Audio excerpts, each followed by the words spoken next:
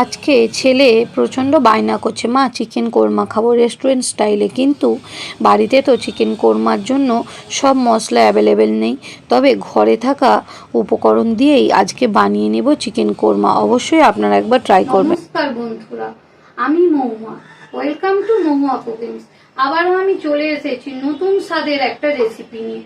চলুন বন্ধুরা, রেসিপিটা এবার শুরু করা যাক। এই চিকেন কোরমা রেসিপিটা বানানোর জন্য আমার যে উপকরণগুলো লাগবে সেটা হলো গরম মশলা, কাশ্মীরি লঙ্কার গুঁড়ো, জিরে গুঁড়ো, নুন, আদা রসুনের পেস্ট, গুঁড়ো লঙ্কা আর ধনে গুঁড়ো।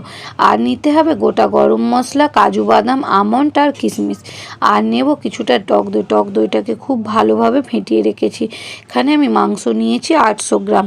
এর মধ্যে প্রথমেই দিয়ে দেব 2 চামচের মতো আদা রসুনের পেস্ট, তারপর দেব স্বাদ মতো নুন, আর দেব 1 চামচের মতো গরম মশলা, আর দেব 3 চামচের মতো টক দই।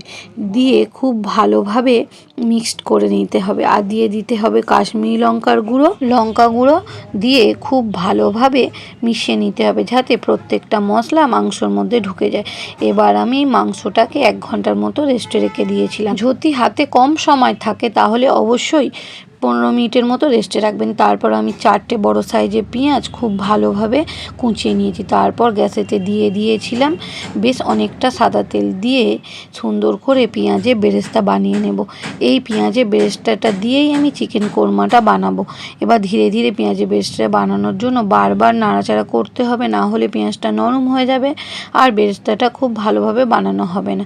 এরপর আমি দিয়ে দেব গরম মশলা, কাজু বাদাম, কিশমিশ আর আমন্ড। দিয়ে খুব ভালোভাবে নাড়াচাড়া করে এবারে আমি গ্যাস থেকে এই পেঁয়াজের বেরেস্তাটাকে মশলা সমেত নামিয়ে নেব। তারপর এবার এগুলোকে আমি ঠান্ডা করে নেব। ঠিক দেখুন, এই রকমভাবে একটু লালচে রং ধরলেই নামিয়ে নিতে হবে। একে একে এবার সব বেরেস্তাটা নামিয়ে নেব। আর এই বেরেস্তাটা একটু ঠান্ডা করে যখন মিক্সিতে পেস্ট করব, কত সুন্দর পেস্ট হয়ে যাবে। আর অবশ্যই কিন্তু একটা চওড়া প্লেটের ওপরে দেবেন, যাতে পেঁয়াজের বেরেস্তাটা খুব তাড়াতাড়ি ঠান্ডা হয়ে যায়। এবার আমার ঠান্ডা হয়ে গেছে, ওগুলোকে আমি মিক্সিতে একটা সুন্দর পেস্ট বানিয়ে নেব। দেখুন, ওর সাথে দিয়ে দেব কয়েকটা কাঁচা লঙ্কা, দিয়ে একটা পেস্ট বানিয়ে কত সুন্দর একটা স্মুথ পেস্ট হয়েছে। চলুন এবার গ্যাসেতে কড়া বসিয়ে সেই পেঁয়াজ ভাজা তেলেতে দিয়ে দেব মাংসগুলোকে একটু এপিট ওপিট খুব ভালোভাবে নাড়াচাড়া করতে হবে, যাতে মাংসটা খুব ভালোভাবে ভাজা হয়ে আসে। আর এই মাংসটা সুন্দরভাবে ভাজা হওয়ার জন্য মাংসটা খেতেও কিন্তু দারুণ টেস্ট হবে। এবারে আমার মাংসটা খুব ভালোভাবে নাড়াচাড়া করে ভাজা হয়ে গেছে। এবার আরও কিছুটা সময় নিতে হবে যাতে সুন্দরভাবে সিদ্ধ হয়ে যায়। তারপর দিয়ে দিতে হবে সেই পেস্টটাকে দিয়ে আবারও খুব ভালোভাবে নাড়াচাড়া করে নিতে হবে।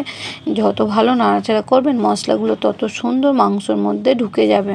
এই পেঁয়াজ আর কাজু বাদামের পেস্টটা দিয়ে খুব সুন্দরভাবে নাড়াচাড়া করে মশলাটাকে খুব ভালোভাবে কষিয়ে নিতে হবে।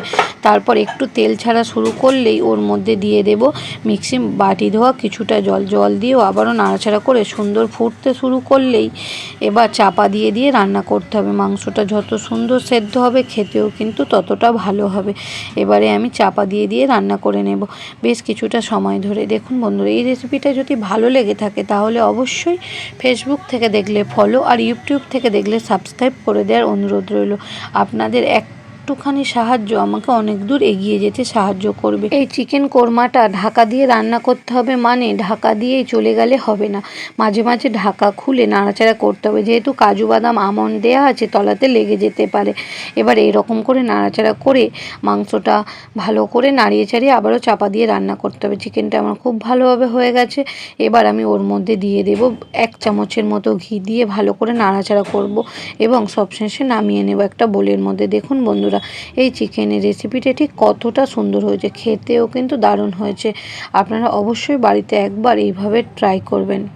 ভালো খাবেন, সুস্থ থাকবেন। দেখা হচ্ছে কিন্তু নেক্সট ভিডিওতে। বাই বন্ধুরা।